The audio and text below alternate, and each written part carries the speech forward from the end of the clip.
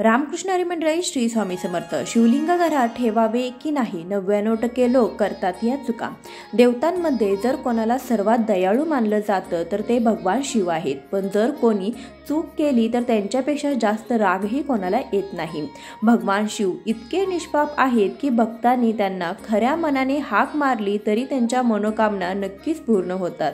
याच कारणांमुळे बहुतेकांना भगवान शंकरांची पूजा करण्यासाठी घरात शिवलिंगाची प्रतिष्ठापना करायची असते। मात्र या संबंधीचे नियम तुम्हाला माहीत हवेत। जर तुम्ही तुमच्या घरात शिवलिंग स्थापित केलं असेल किंवा ते स्थापित करण्याचा विचार करत असाल तर काही गोष्टी लक्षात ठेवणे अत्यंत आवश्यक आहे। नर्मदा नदीच्या दगडापासून बनवलेले शिवलिंग घरात ठेवावे, हे अधिक शुभ आहे। याशिवाय या संबंधीच्या नियमांची विशेष माहिती अत्यंत महत्त्वाची आहे। अशा परिस्थितीत जर तुम्ही तुमच्या घरात शिवलिंग स्थापित केलं असेल किंवा ते स्थापित करण्याचा विचार करत असाल तर काही गोष्टी लक्षात ठेवणं अत्यंत आवश्यक आहे। पण आता शिवलिंग घरात बसवायचे की नाही असा प्रश्न उपस्थित होत आहे। होय असल्यास कोणत्या चुका टाळल्या पाहिजेत, कोणत्या गोष्टी लक्षात ठेवल्या पाहिजेत, शिवलिंग कोणत्या दिशेला ठेवणं अधिक शुभ आहे, योग्य दिशा, शिवलिंग कोणीही घरात ठेवू शकत असले तरी त्या संबंधीचे नियम जाणून घेणे गरजेचे आहे। नर्मदा नदीच्या दगडापासून बनवलेले शिवलिंग घरात ठेवावे हे अधिक शुभ आहे। मात्र शिवलिंगाची स्थापना करताना लक्षात ठेवा की शिवलिंग उत्तर किंवा पूर्व दिशेलाच असावे। याशिवाय दररोज सकाळी आणि संध्याकाळी नियमित पूजा करणं खूप महत्त्वाचं आहे। मात्र पूजा करताना शिवलिंगावर हळद लावणं टाळावे। योग्य स्थान, घरामध्ये शिवलिंग स्थापित करण्यापूर्वी त्या जागेची काळजी घेणं अत्यंत आवश्यक आहे। शिवलिंग घराच्या कोपऱ्यात ठेवू नये हे लक्षात ठेवा। अशी जागा निवडून भगवान शिवाची पूजा योग्य प्रकारे करता येत नाही, त्यामुळे भगवान शिव क्रोधित होतात आणि जीवनावर वाईट परिणाम होऊ शकतात। शिवलिंगाचे स्थान बदलणे टाळा, घरामध्ये शिवलिंगाची प्राणप्रतिष्ठा करू नये, ते जसे आहे तसे ठेवावे आणि विधीप्रमाणे पूजा करावी, त्यांचा रोज अभिषेक करावा। शिवलिंगाची जागा बदलू नये याची विशेष काळजी घ्यावी। जर विशेष कारणास्तव असं करावे लागले तर शिवलिंग काढून टाकण्यापूर्वी गंगाजल आणि थंड दुधाने स्नान करावे आणि नंतर जागा बदलावी। कोणत्याही भांड्याशिवाय दूध अर्पण करणे टाळावे। काही लोक कोणतेही भांड्याशिवाय दुकानातून थेट भगवान शिवाला पॅकेज गेलेले दूध अर्पण करतात, परंतु हे टाळलं पाहिजे। दूध अर्पण करताना आणखीन एक गोष्ट लक्षात ठेवा की दूध पूर्णपणे थंड असावे, अर्थात हवामान काहीही असो। याशिवाय महादेवांचा अभिषेक गायीच्या दुधानेच करावा। शिवलिंग एकटे ठेवणे टाळावे, तुमच्या घरी शिवलिंग मांडताना हे लक्षात ठेवा की शिवलिंग कधीही एकटे ठेवू नका, त्यासोबतच देवी पार्वती आणि गणेशांच्या मूर्तीही ठेवाव्यात। याशिवाय शिवलिंगावर तुळशीची पाने चुकूनही अर्पण करू नयेत। शिवलिंगावर नेहमी फक्त बेलपत्र अर्पण करावे, बेलपत्र खूप शुभ मानले जाते, ही चूक अवश्य टाळा। पूजेच्या वेळी शिवलिंगाला अर्पण केलेला प्रसाद स्वतः खाणे टाळावे, मात्र आपण तो इतरांना वाटून देऊ शकता। असे मानले जाते की शिवलिंगाला अर्पण केलेला प्रसाद खाल्ल्यास जीवन दुःखदायक होते आणि भक्त दुर्दैवी होतो। लवकरच महाशिवरात्रीची मोठी रात्र येणार आहे। या दिवसाला पुराणात विशेष महत्त्व आहे। अनेक लोक या दिवशी व्रत करतात, शिवलिंगाची पूजा करतात। शिवपुराणात शिवलिंगाच्या पूजेचे विशेष महत्त्व सांगितले आहे। जर शिवलिंगाची पूजा नियमित केली गेली तर महादेव खूप लवकर प्रसन्न होतात आणि भक्तांच्या सर्व मनोकामना पूर्ण करतात।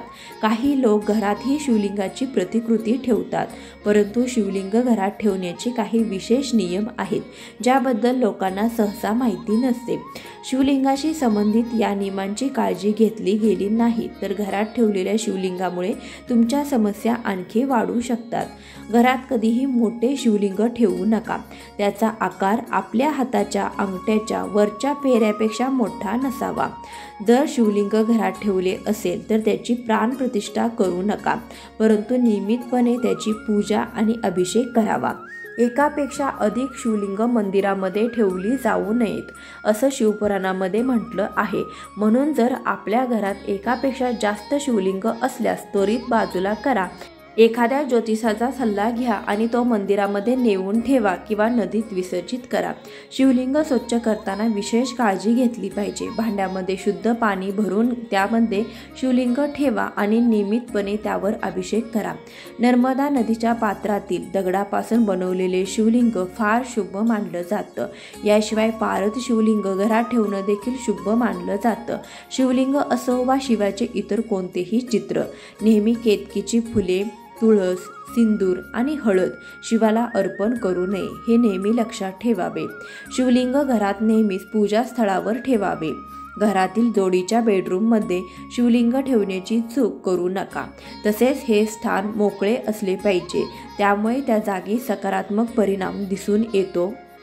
असे मानले जाते की शिवलिंगातून प्रत्येक वेळी ऊर्जेचा प्रवाह सुरू असतो, म्हणून शिवलिंगावर नेहमी पाण्याचा प्रवाह ठेवावा. त्यामुळे ही ऊर्जा शांत होते. महादेवाच्या पिंडीच्या उजव्या हाताला गणपतीची मूर्ती असावी आणि गणपतीच्या डाव्या हाताला महादेवाची पिंड असावी. लोकांना गैरसमज आहेत की महादेवाची पिंड ही तुळशीमध्ये असावी, पण महादेवाची पिंड ही तुळशीमध्ये नसावी, देवघरामध्ये असावी. कारण की तुळशीमध्ये शालिग्राम असतो. शालिग्राम हा महाविष्णूचे प्रतीक असतो. घरात नेहमी महादेवाची पिंड ठेवावी. फोटो घरात ठेवू नये आणि जर फोटो ठेवायचा असेल तर शंकराच्या संपूर्ण कुटुंबाचा असावा, कारण महादेवाचा फोटो हा स्मशानात असतो. तसेच घरात महादेवाची मूर्ती ठेवू नये.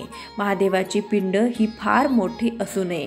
घरात महादेवाची पिंड ही 2.5 ते 3 इंच याच्यावर असू नये.